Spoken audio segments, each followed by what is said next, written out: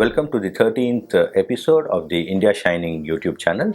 As usual, we are going to collate a lot of positive news that has happened around the world and in India, pertaining to India and the positive impact it can have on India.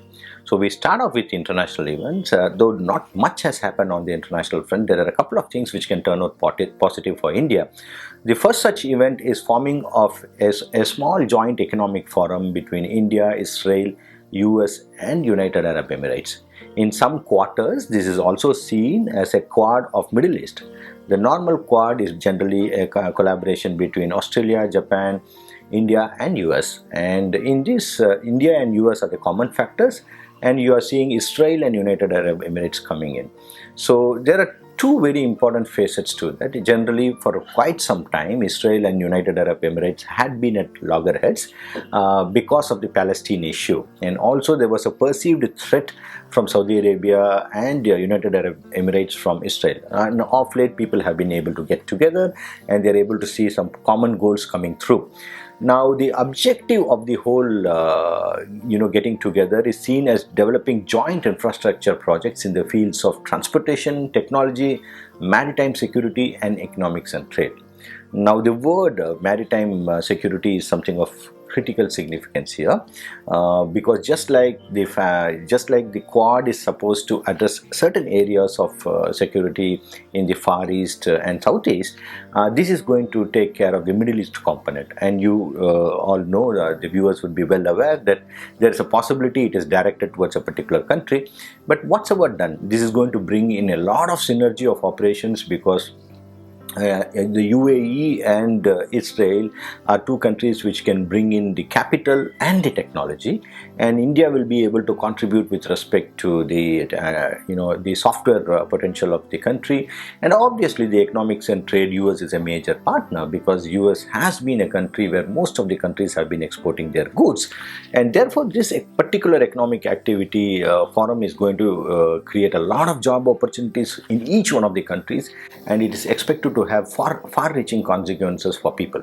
The next international event of significance from an Indian perspective is the fact that NPCI, which is the National Payment Corporations of India, it has a subsidiary called Network International. It joins hands with United Arab Emirates for promoting UPI payments, that is Unified Payment Interface.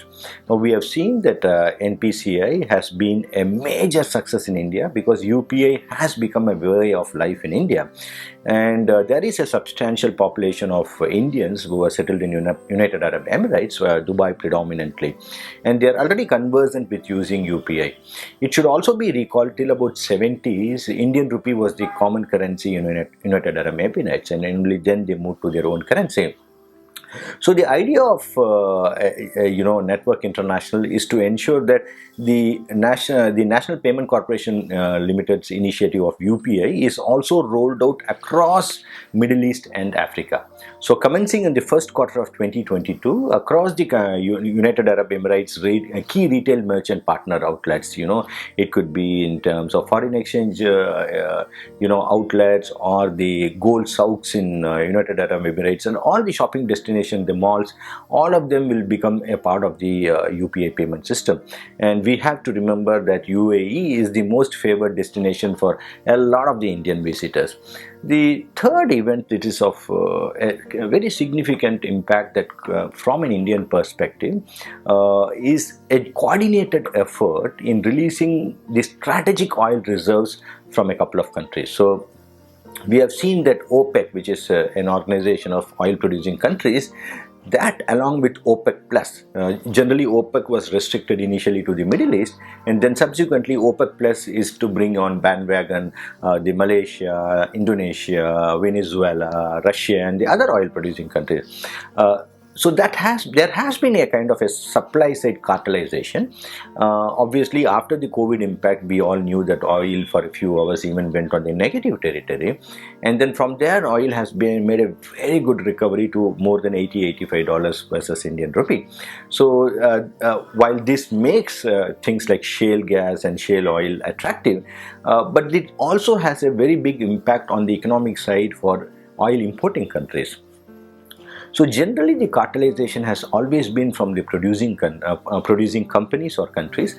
For the first time, there has been a convergence of thoughts between US, Japan, China, India, UK and South Korea, which are major oil importing countries. They do have marginal production. US has a substantial production of their own oil.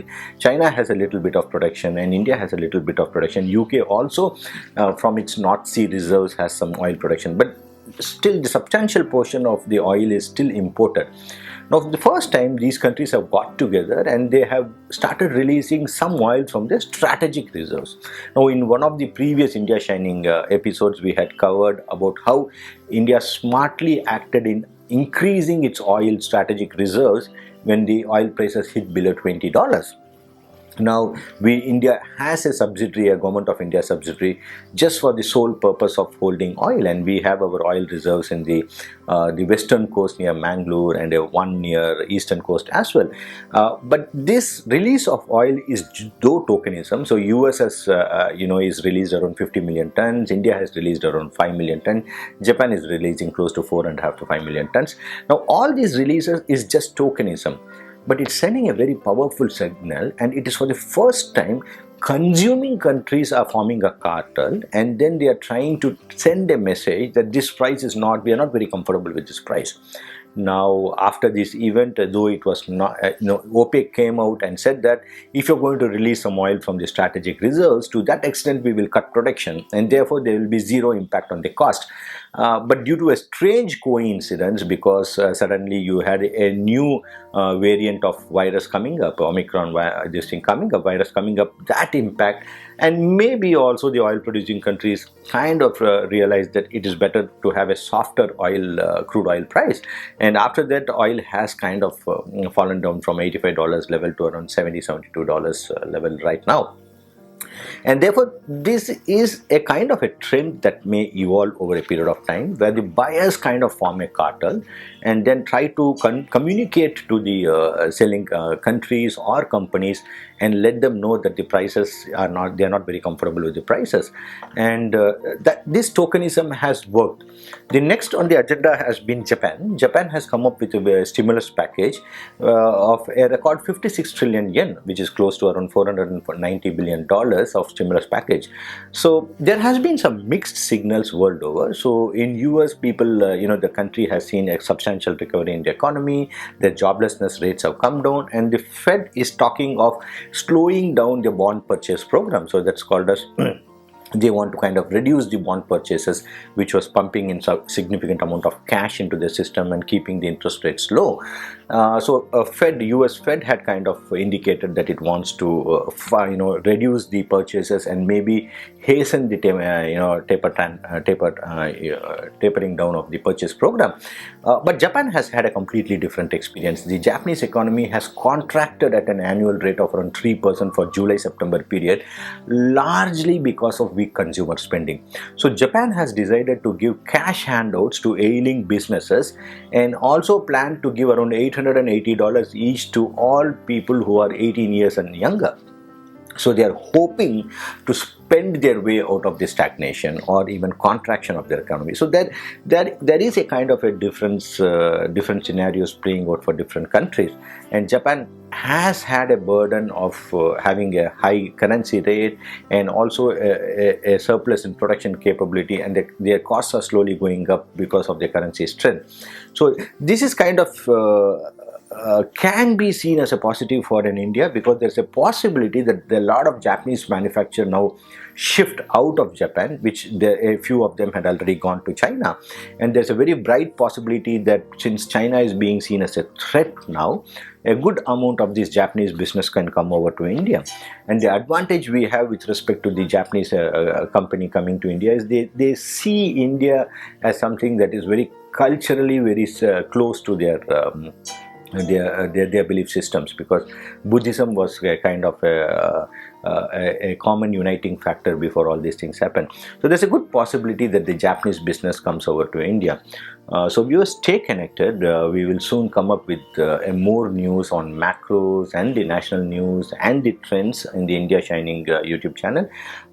Till such time you see the next edition, please stay healthy, Stay tuned to your video channels and look out for more positive news that can help you to really enrich your knowledge and come out every day with a very positive state of mind. Thank you so much.